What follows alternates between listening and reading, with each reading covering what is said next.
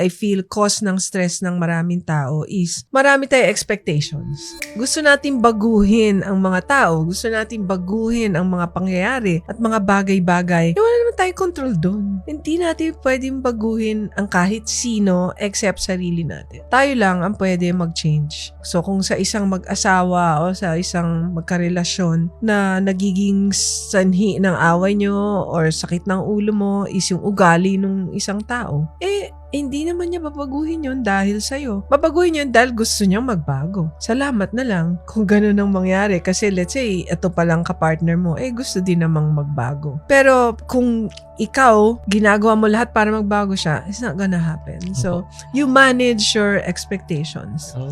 I-manage mo yung expectation. Pinakasalan mo yun.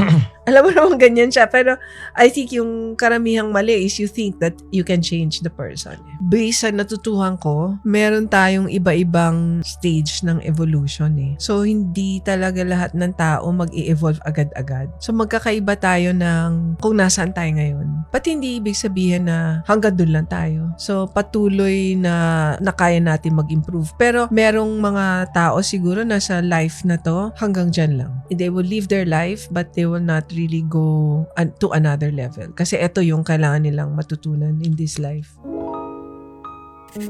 Ask Dina.